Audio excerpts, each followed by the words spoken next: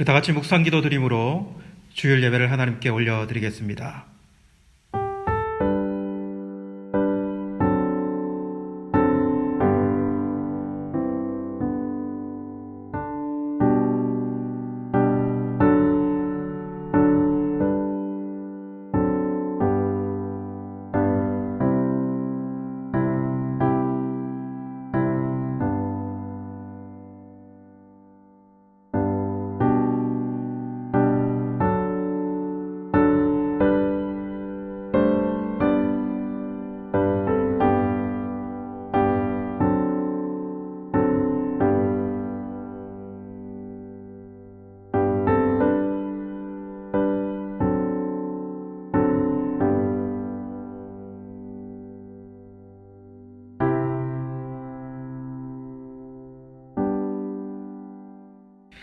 그가 내게 간구하리니 내가 그에게 응답하리라.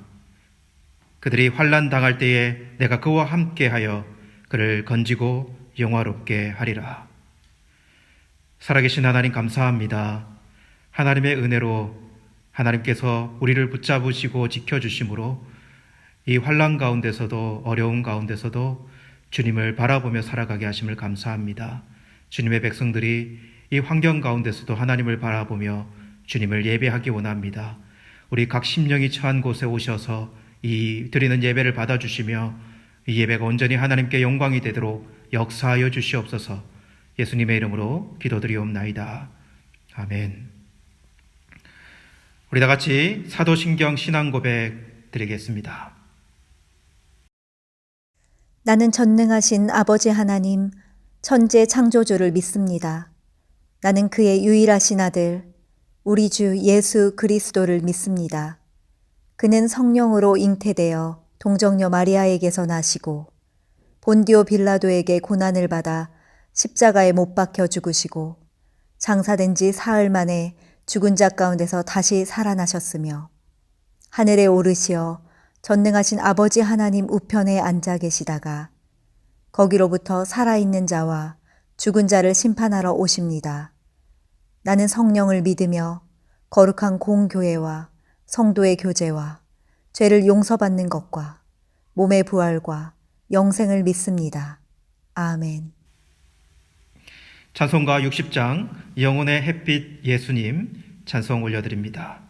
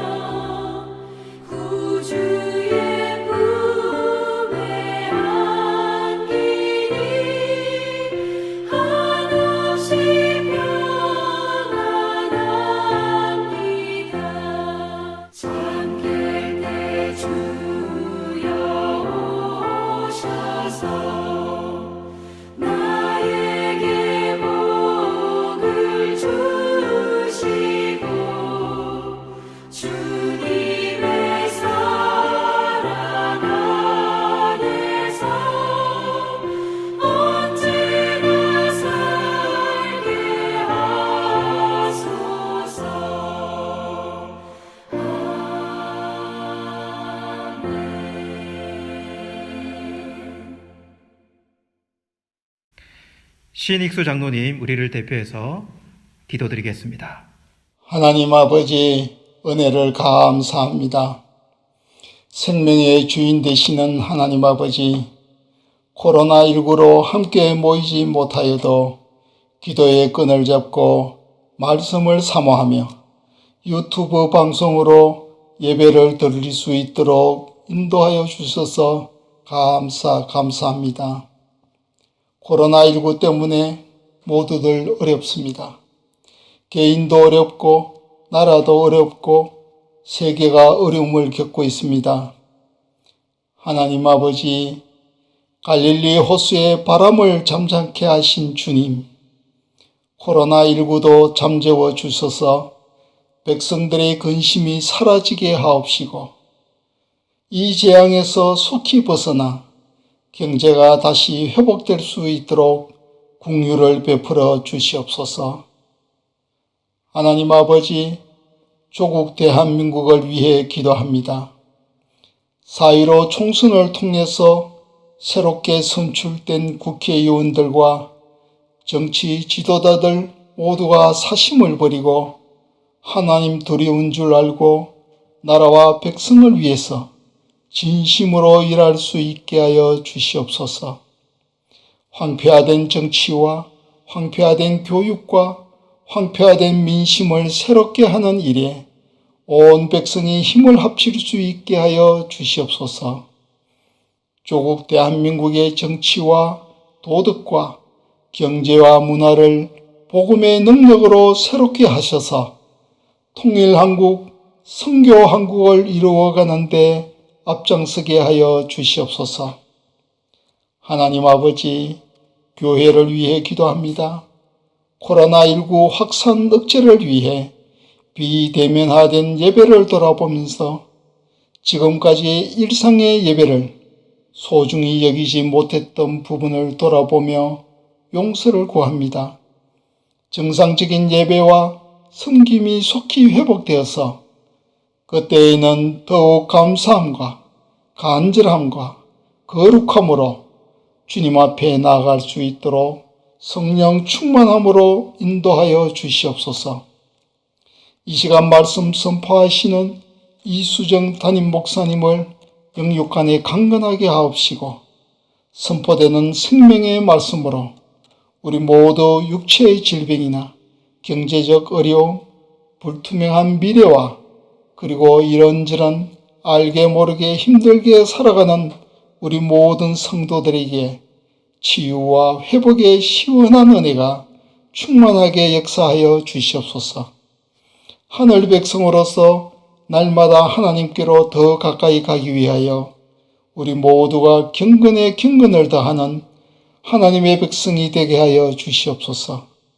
교회 주일학교, 아동부, 중고등부, 청년부, 다음 세대들이 예수님의 가치관으로 바로 세워져서 나라와 민족을 새롭게 하는 일에 쓰임받게 하옵소서. 감사드리며 예수 그리스도 이름 받들어 기도드리옵나이다. 아멘. 하나님의 말씀 봉독하겠습니다. 여호와는 나의 목자시니 내게 부족함이 없으리로다. 그가 나를 푸른 풀밭에 누이시며 쉴 만한 물가로 인도하시는도다. 내 영혼을 소생시키시고 자기 이름을 위하여 의의 길로 인도하시는도다. 내가 사망의 음침한 골짜기로 다닐지라도 해를 두려워하지 않을 것은 주께서 나와 함께 하심이라. 주의 지팡이와 막대기가 나를 안위하시나이다. 주께서 내 원수의 목전에서 내게 상을 차려주시고 기름을 내 머리에 부으셨으니 내 잔이 넘치나이다. 내 평생의 선하심과 인자하심이 반드시 나를 따르리니 내가 여호와의 집에 영원히 살리로다. 다 같이 기도드리고 말씀 듣도록 하시겠습니다. 살아계신 하나님 감사합니다. 하나님의 백성들을 모으셔서 한 교회로 이 자리에 서게 하시고 함께 예수 그리스도의 이름으로 성령의 기름 부어주심으로 주님께 예배함으로 나아갈 수 있도록 붙잡아 주셔서 감사합니다. 흩어져 있지만 말씀으로 하나 되기를 원합니다. 이 복된 말씀 시간에 하나님께서 은혜를 베풀어 주시고 각 심령에 하나님이 주시는 적합한 말씀이 역사하도록 주님 도우시고 함께하여 주옵소서. 말씀을 하나님 나누는 종에게 은혜를 주시고 능력을 주시고 성령께서 말씀하심에 순종하도록 도와주시옵소서. 예수님의 이름으로 기도드리옵나이다. 아멘. 할렐루야. 반갑습니다. 여러분, 오늘은 시편 23편 결론 부분의 말씀을 저와 여러분들이 살펴보기를 원합니다. 오늘 우리가 읽은 말씀 중에 우리 6절 말씀, 이 말씀은 시편의 결론 부분입니다. 어떤 면에서는 다윗이 자신이 살아온 전 성애와 그리고 앞으로 살아갈 날들, 그 고백, 이 고백을 담아서 이 한 구절에 담아서 하나님께 마지막으로 올려드리는 인생 고백이라고 이야기할 수 있는 구절이 오늘 구절인 것 같습니다. 먼저 다윗은 목자이신 여호와 앞에서 인도하심을 받는 한 마리의 양으로 다양한 삶의 현장에 처해진다라는 사실을 우리는 계속해서 살펴보았습니다. 푸른 초장으로, 잔잔한 시냇가로, 사망의 음침한 골짜기로, 원수의 목전 앞에서 좋은 장소로도 인도가 되지만 때로는 위험하고 때로는 위협이 가해지는 장소로도 인도되어졌던 사실들을 우리는 살펴보았습니다. 그러나 그 장소에서 하나님은 아주 적합한 인도 방법으로 양인 이 다윗을 이끌어 주셨다는 사실을 우리는 생각해 볼 수 있었습니다. 지팡이로 인도하셨고요. 그리고 막대기로 보호하셨고요. 밥상을 통해서 이 다윗에게 힘을 주셨고 기름을 부어주심으로 다윗을 인정하시고 다윗과 함께 하심을 하나님께서는 알려주시지 않았습니까?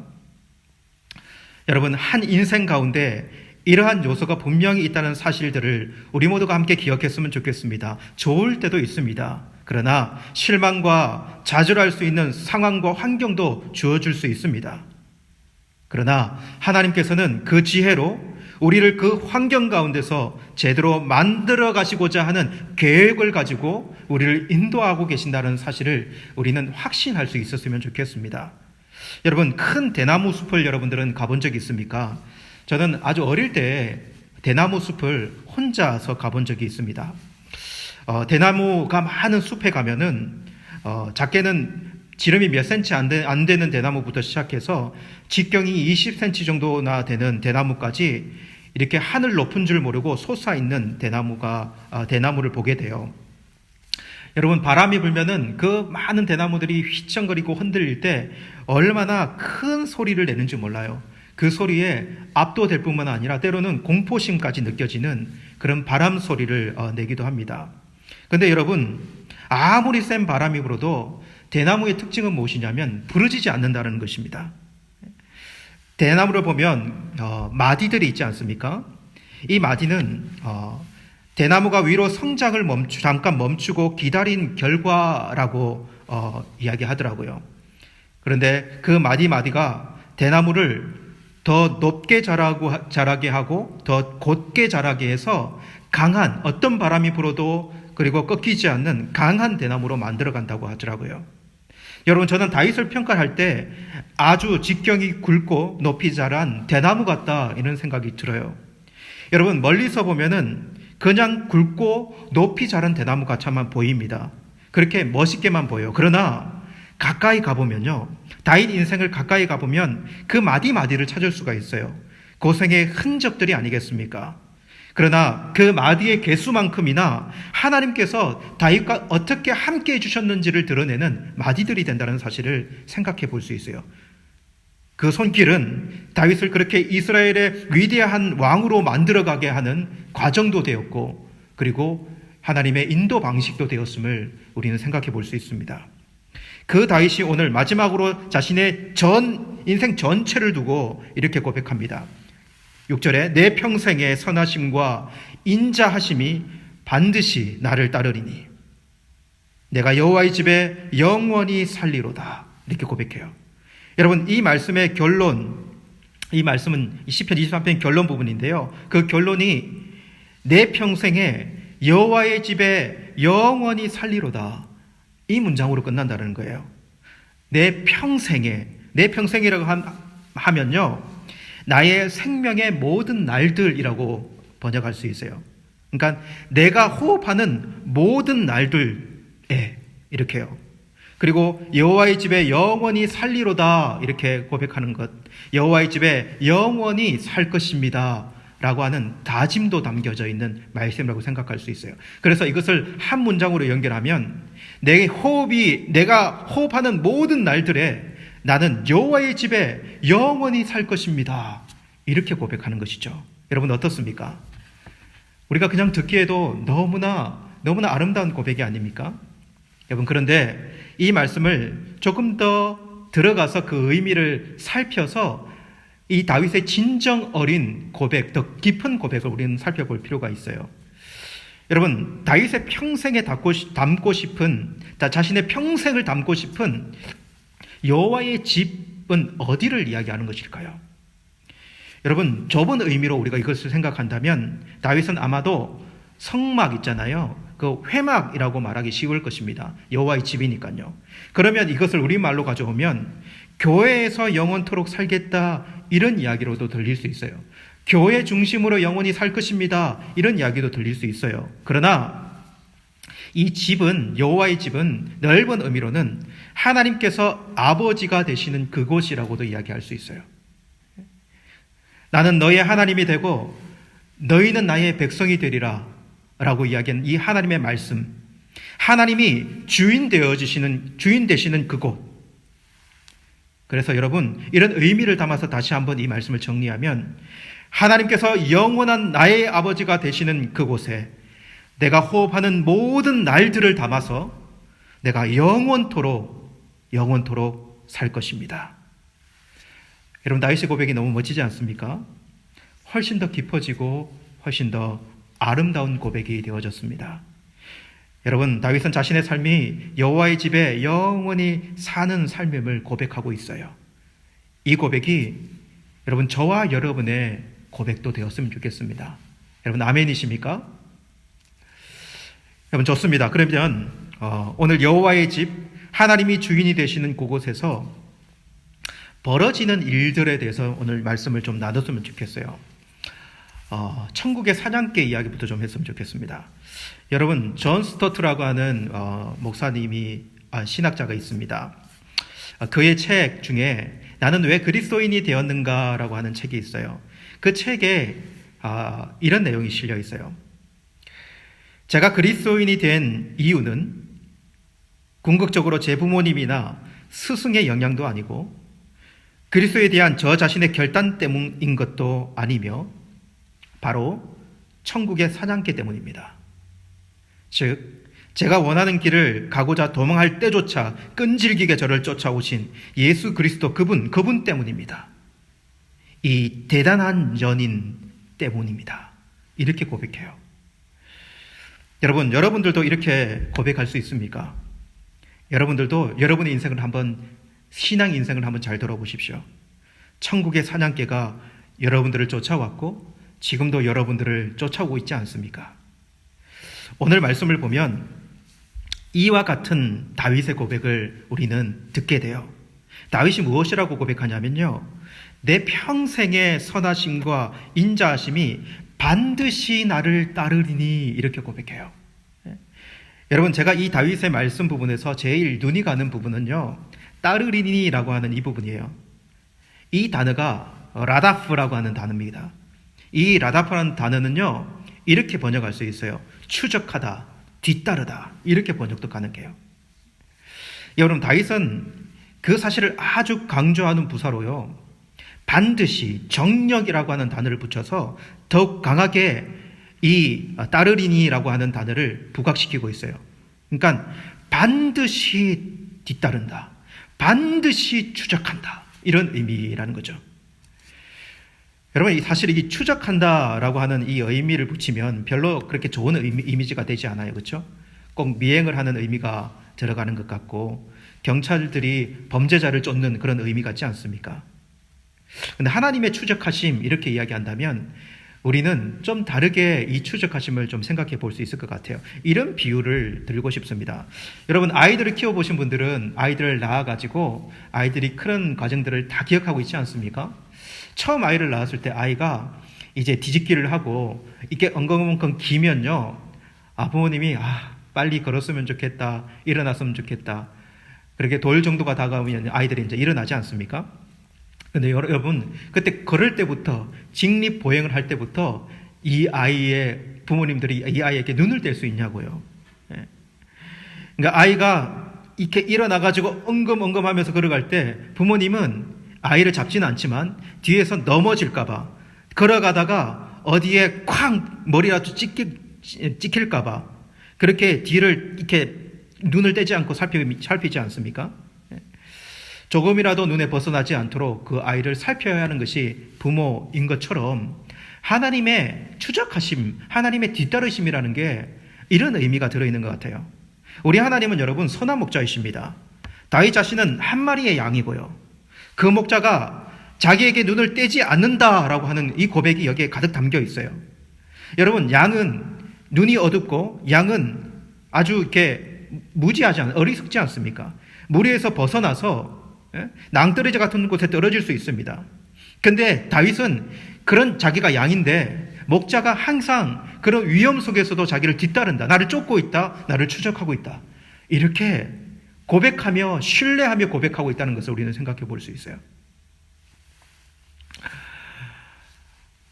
그렇다면 여러분, 오늘 한 발 더 나아가서 다윗이 고백하는 그런 하나님의 추적, 어떻게 추적하시는가, 이 추적하심의 요소가 무엇인지 더 깊게 고백하고 있는 것을 보게 돼요. 무엇을 가지고 하나님은 추적하시는가? 여기에 오늘 말씀의 보따리를 좀 풀어놓고 싶습니다. 오늘 말씀에서 여러분, 다윗은 하나님의 두 가지 성품이 지금까지 자신을 따라왔고 그리고 앞으로도 자신을 반드시 뒤따를 것이다, 이렇게 고백하거든요. 그 두 가지가 무엇입니까? 선하심과 인자하심이 반드시 나를 추적하리니. 터브와 헤세드라고 하는 단어예요. 하나님의 터브와 하나님의 헤세드가 반드시 나를 따를 것이다. 먼저 여러분, 하나님의 이 터브, 선하심이 반드시 나를 추적할 것이다, 이렇게 고백합니다.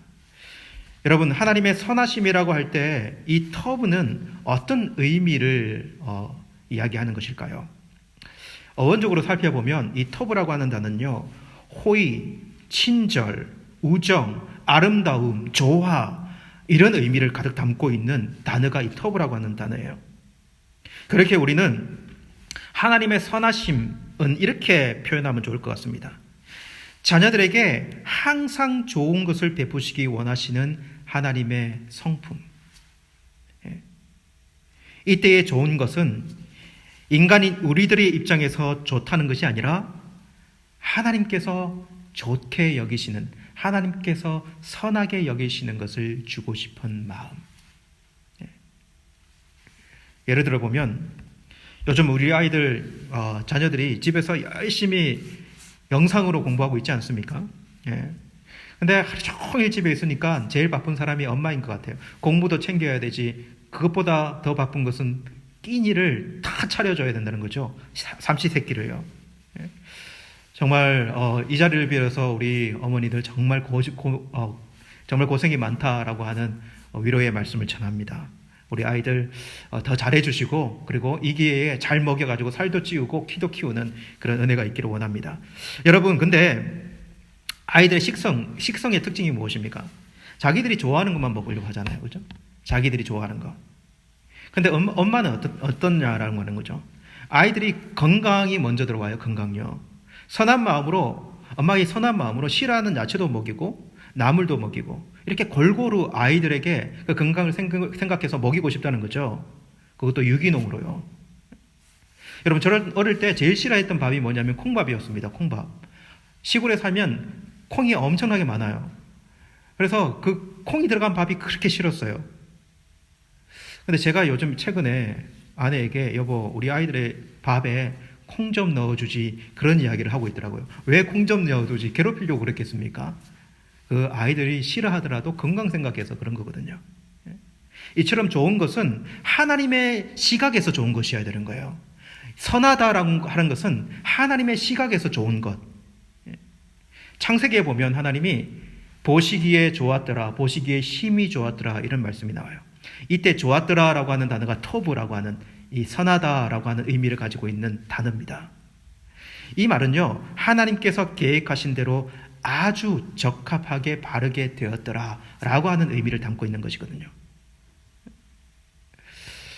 여러분, 이 시각을 가지는 것이 정말 중요한 것이에요. 하나님은 이렇게 우리들을 항상 좋은 길로, 선한 길로 인도하시기 원하신다라고 하는 것. 그런데 이 좋은 길, 선한 길이라는 것이 하나님의 시각에서의 좋은 길, 선한 길이다라고 하는 것이에요. 여러분, 하나님은 다윗을 참 좋아하시는 것 같아요. 왜 좋아할까요, 여러분? 다윗의 별명이 내 마음에 합한 자예요. 내 마음에 합한 자. 하나님의 마음에 합한 자. 그는 참 하나님의 입장에서 참 많은 생각을 하는 사람 같아요. 그것이 좀 남다르다라는 생각이 들어요. 그가 하나님께서 기름을 부으셨다라고 하는 이유만으로 사울에 대한 태도에 대해서 어떻게 사울을 대하는지 한번 보세요. 여러분, 그런 시각을 가지고 있는 이 다윗을 하나님이 정말로 귀하게 보셨을 것이라는 생각이 들어요. 그러한 모습의 하나님의 선하심은 그에게 힘을 주고 그를 지지해주고 그리고 그를 격려해주고 그러면서 그를 인도하시는 것이 하나님의 선하심이었을 것입니다. 그런데 여러분, 다윗이 하는 행동이요, 하나님께서 원하는 것이 아니라면요, 하나님께서 하나님의 선하심을 그러면 다윗에게 어떻게 나타내야 할까요? 그 선하심이 우리가 원하는 좋은 것이 아닐 수 있어요. 다윗이 자기가 생각하는 좋은 것이 아닐 수 있다는 거예요. 충돌이 일어날 수 있다는 것입니다. 다윗에게서 그런 예를 한번 찾아보면요, 역대상 21장에 다윗이 인구조사를 하거든요. 다윗이 요압에게 인구조사를 하라고 시킵니다. 전쟁에 나갈 수 있는 사람들 숫자를 세라는 것이에요. 여러분, 다윗이 잘 되기를 원하시는 것이 하나님의 분명한 마음일 거예요. 그죠? 하나님이 선하신 하나님이시라면 다윗이 인구조사를 잘 끝내서, 그러니까 다윗 입장에서는 군을 정비하고 다윗의 나라가 더 강성해지도록 하나님께서 더 도와주고 더 인도해 주는 것, 이것이 그럴 것이라는 생각으로 보여요. 그죠? 그런데 선하신 하나님은, 다윗이 좋은 길 가기를 원하시는 하나님께서는 오히려 그걸 막아버리고 오히려 그렇게 행동하는 다윗에게 징계를 합니다. 전염병으로 오히려 그 군사들을 더 줄여버려요. 전염병으로 죽어서요. 왜 그러실까요, 여러분? 다윗의 그 행위가 하나님 보시기에 좋은 길이 아닐 뿐만 아니라 결국 다윗에게도 좋은 길이 아니기 때문에 하나님은 그렇게 하신다라고 하는 것이죠. 다윗의 인구조사는요, 왕이 더 이상 하나님을 의지하지 않고 자신의 힘을 의지한다라고 하는 교만의 표시이기 때문에 그렇습니다. 이것은 에덴에서 아담이 했던 범죄의 모습이에요. 결국 알 수 있는 것은 무엇이냐면요, 이 하나님의 징계조차도 하나님의 선하심으로 추적하는 방법도 될 수 있다는 것입니다. 그렇게 하나님의 선하심이 뒤따른다는 것은 하나님께서 다윗에게 좋은 것을 베푸시기 위해서 그를 뒤따른다라고 표현할 수도 있고요.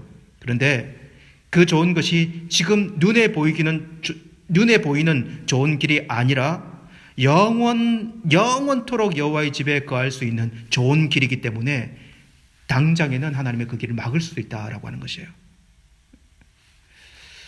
여러분, 다윗은 시편 34편 8절에 이렇게 고백합니다. 너희는 여호와의 선하심을 맛보아 알지어다. 그에게 피하는 자는 복이 있도다. 이렇게 이야기해요. 다윗은 하나님의 선하심의 맛을 정말 잘 아는 사람이에요. 그래서 맛보아 알지어다. 하나님의 선하심을 이렇게 이야기해요. 하나님의 그 선하심으로 자신을 추적해온 그 모든 자신의 인생의 상황을 너무나 잘 알고 있으면서 우리들에게도 그 하나님의 선하심을 맛보아라 이렇게 이야기해요. 여러분, 우리가 인생을 살다 보면 어떤 때는 술술 잘 풀릴 때가 있어요. 그때 우리는 고백합니다. 하나님께서 나를 인도해 주시는 것이 확실해. 하나님께서 정말 나를 도와주시고 나를 붙드시고 계시는구나.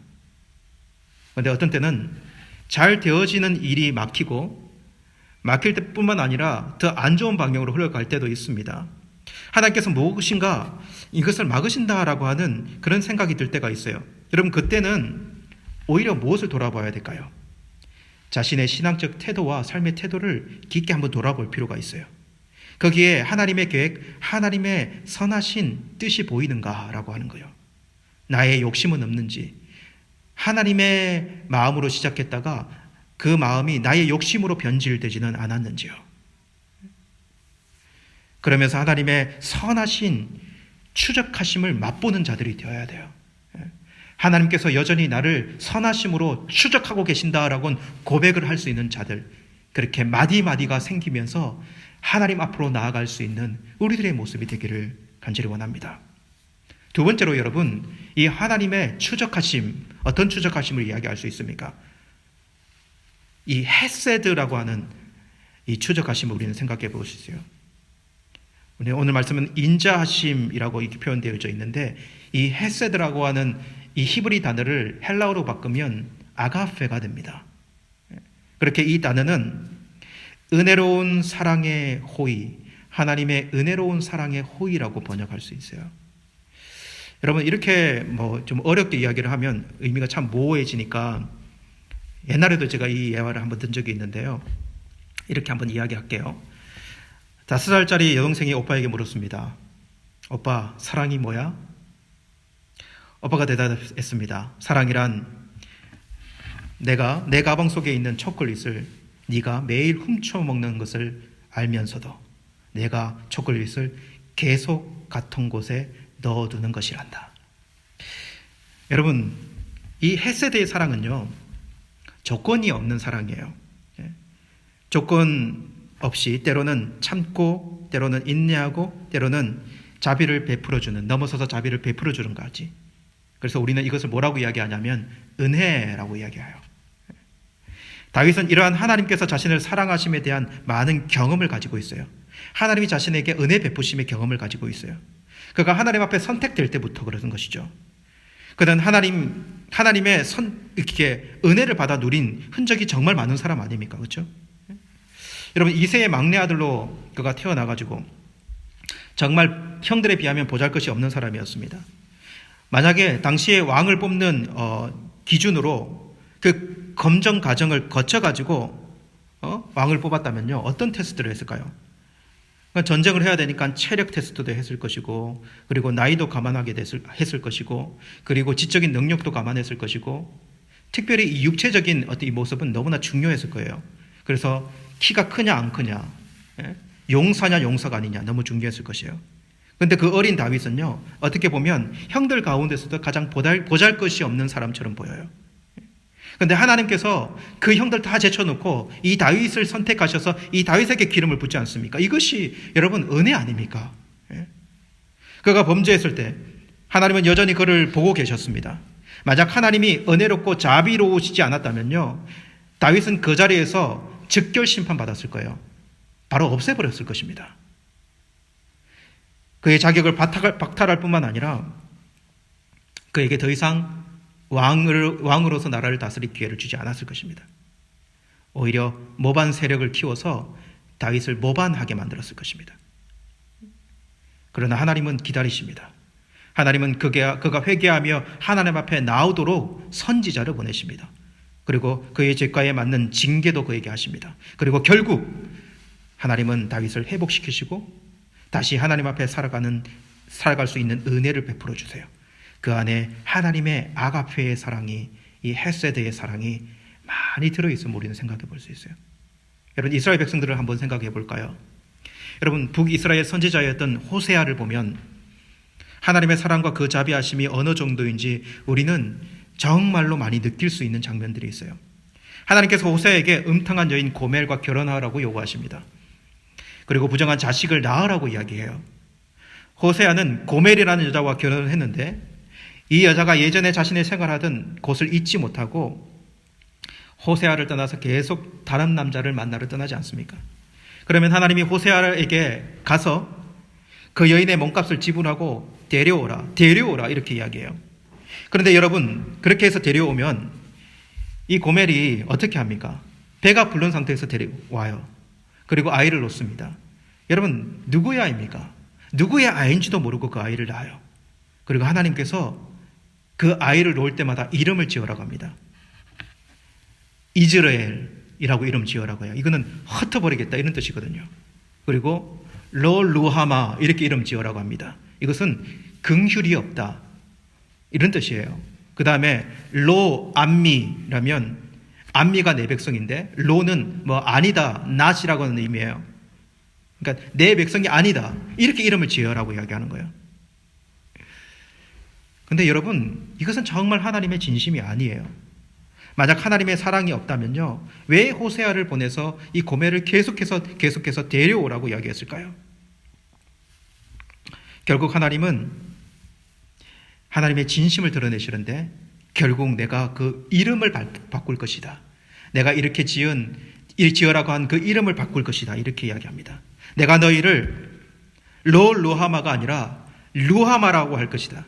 내가 너에게 긍휼을 베풀 것이다. 이렇게 이름을 지어 바꿀 것이다. 내가 너희로 로암미가 아니라 내가 너희를 암미라고 할 것이다. 내가 너희를 내 백성이라고 이야기할 것이다. 여러분 이것이 우리 하나님의 헤세드의 사랑이에요. 여러분 이와 같이 하나님의 헤세드가 다윗을 추적해왔고 그리고 다윗의 평생 가운데 있었고 있을 것임을 고백하고 있는 것을 우리는 생각해 봅니다. 여러분 저와 여러분이 어떠한 헤세드를 입은 자인지 우리는 정말 기억했으면 좋겠어요.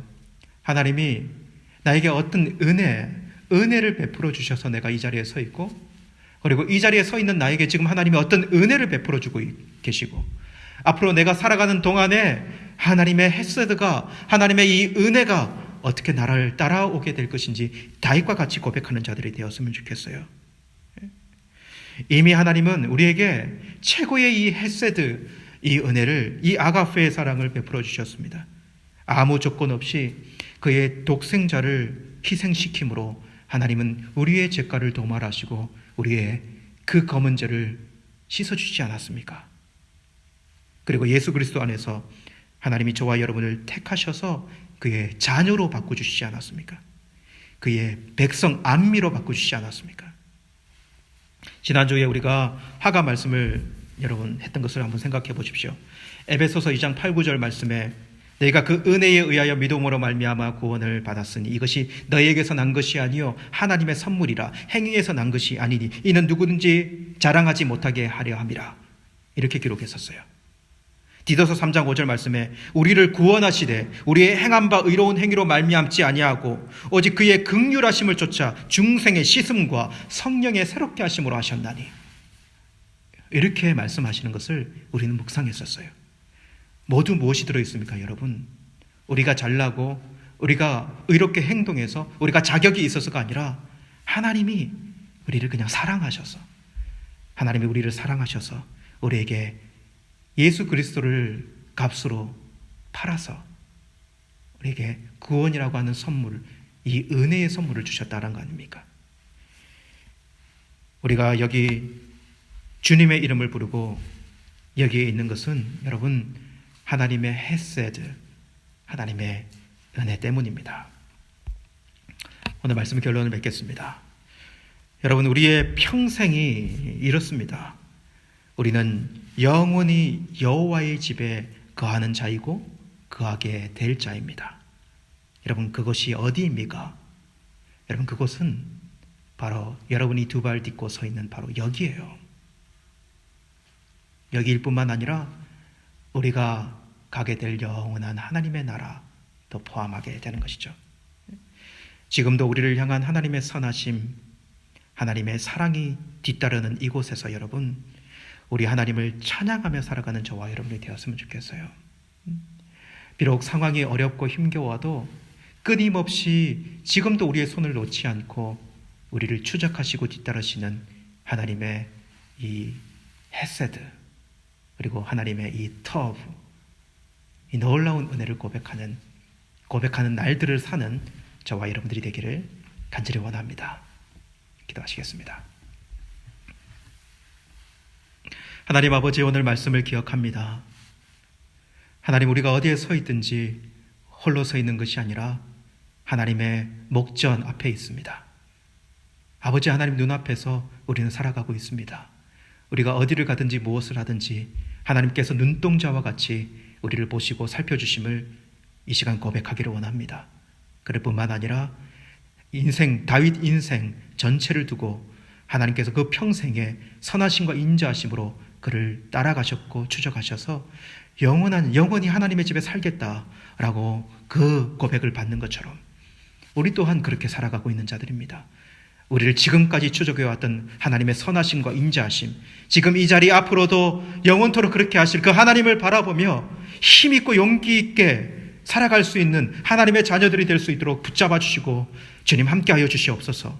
낭망하여 쓰러지는 자들, 하나님 힘을 잊고 하나님의 마음에 여전히 하나님 그 마음에 공허함과 허전함이 있는 자들에게 주님 이 시간에 이 말씀을 통해 찾아가시고 그들의 마음속에 소망함을 주시고 그들의 마음에 새 힘을 주시고 하나님이 여전히 너는 내 아들이라 고백하시고 너는 내 백성이다 라며 찾아가셔서 그에게 말씀하시는 그 하나님을 만나도록 이 시간 주님 붙잡아 주시고 함께하여 주시옵소서. 이 타슈켄트에 있는 하나님의 자녀들뿐만 아니라 하나님 한국에 가 있는 우리 모든 성도들까지 주님께서 하나님의 보호하심, 그 날개 아래의 보호하심으로 그들을 인도하여 주옵소서. 예수님의 이름으로 기도드리옵나이다. 아멘. 이 시간 우리 찬송가 478장 참 아름다워라 우리 하나님께 찬송 올려드리며 봉헌하시겠습니다.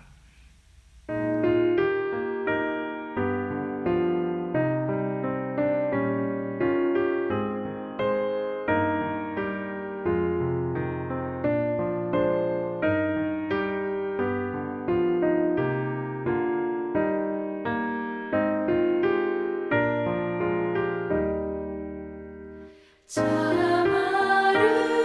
아름다워라 주님의 세계는 저 솔로몬의 옷보다 더 고운 백합화 주 찬송하는데 저 맑은 내 아버지의 지으신 그 솜씨 깊도다 참 아름다워라 주님의 세계는 저 아침 해와 저녁 노을 밤하늘 빛나며 망망한 바다와 늘 푸른 봉우리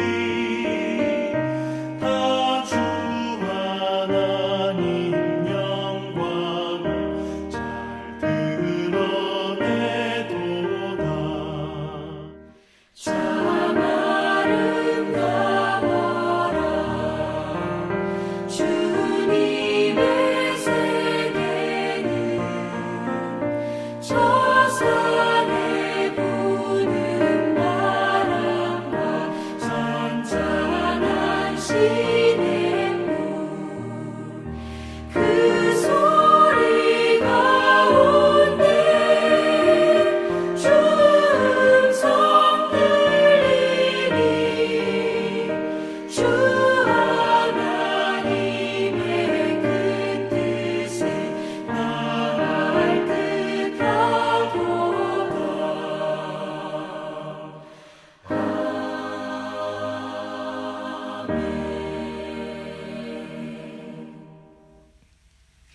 우리 드려진 헌금 위에 기도 드리고 축도함으로 예배를 마치겠습니다.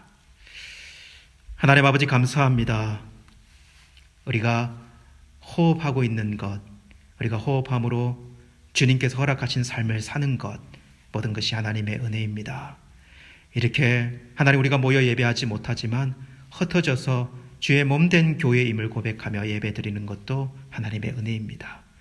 그렇게 하나님 앞에 예배하며 나오며 예물 드리는 모든 손길 위에 축복하시고 주님 함께하여 주시옵소서.